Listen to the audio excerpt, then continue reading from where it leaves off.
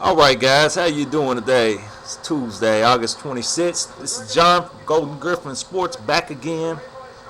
We took a few days off. Guys, I don't always have time to make these little videos, which I like doing, but I always put some free picks up on Twitter also with Golden Griffin Sports. Actually, it's Golden Griffin 33 over there. Golden Griffin 33 at Twitter. That's Golden Griffin 33. You can always catch me on Twitter if I'm not doing the videos for the day.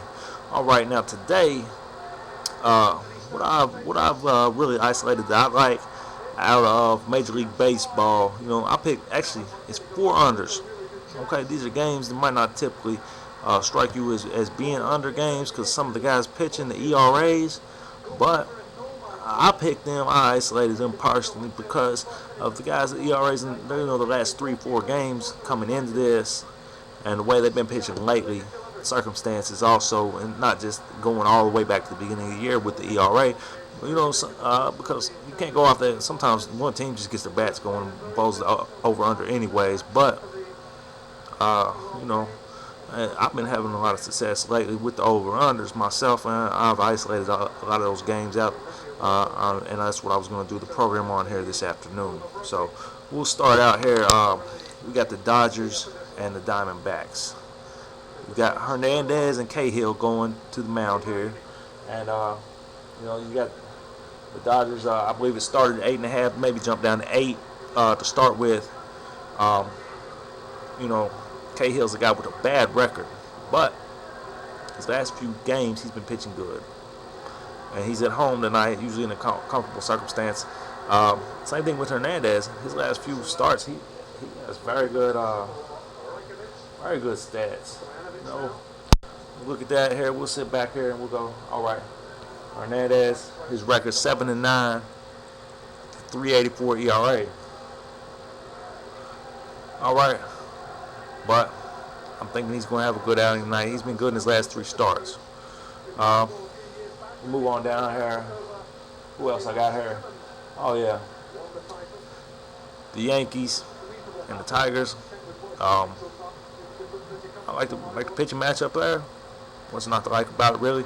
I mean, you got Rick Porcello, who was, even though he's the 1 out of 4 without the Cy Young, he might be the best of the bunch right now with how he's been pitching as of late.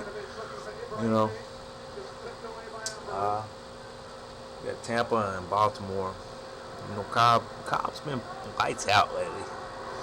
And him on the mound, I like for him to keep the score down, really. One other game I like the under on is let me see here. Oh, Cleveland and the White Sox. Cleveland and the White Sox, folks. I like the under there too. Now, as far as wins and losses today, me personally, I like most of the big favorites that lost last night. A lot of those teams, you might see them minus 180, minus 200. You got the Angels, you got the Mariners, and the Giants. I mean, right there, you got to be careful with that money line because, you got to, look at it. You got to be careful when you play 2-1 on your money there. You better damn well be sure you like that bet. A lot of times you just got to go with your gut. Now, I like all 3 of those games. I don't know which ones of them I actually bet, but I like them all. And believe it or not, those are usually good bets. Everybody talks about you getting the value with the underdog.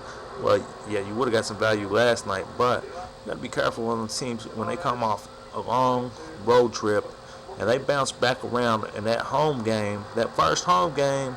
You see there, look here, you got right off the bat, you got Seattle comes home after just looking unstoppable at Boston, and they come home, can't get the bat swinging. You got the Giants come home, they can't get it going against the Rockies team they should have easily been able to handle, but they didn't, and you got the Angels, look, they come off that big game, they look great on Sunday night, bounce back last night and get smashed in a game that a lot of people thought that was going to go over, and it stayed just under.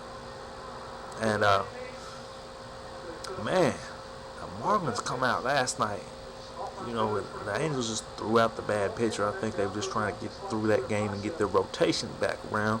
But, I mean, you got to watch out for those games like that. Me personally, I laid off all those last night. Pittsburgh got me. I should have known that was a tough game though. And I really felt Pittsburgh took the starting pitching out too early in that game. You got your guy pitching. It's 1-0 in the top of the seventh. He lets one guy on base, and you take him out. You see constantly these teams here. That's the difference. Why Pittsburgh's a few games back right now in the columns. When you got your guy pitching good, you gotta let him. You gotta rest on his arm. He could have got him through that game and shut out. You give him a chance for the shutout. You got Liriano going in the seventh inning, and then as soon as the backup pitching comes in, they start giving up runs. And you gotta give it to Lester. He pitched a good game last night too. But Liriano was stealing last night, and they took him right out of the game while he still had the shutout going. But things happen. Amazing things happen. I don't know if y'all see the runs that got taken off the board and all kinds of stuff in out there in San Francisco. But it replay, it wasn't out. But that's all I got for today. Y'all have a good time. Remember, Golden Griffin Sports is on Twitter at Golden Griffin 33. This is John. I'll be back with college picks probably this afternoon. I'm gonna go on and get things lined out for Thursday, Friday. I'm gonna do a segment Thursday, Friday on the games that I like. Thursday, Friday. I'll do a different one for Saturday's games and break down some of the matchups. Really look into things and see where you want to put your money and why on Saturday. This is John, and I'll see you all soon.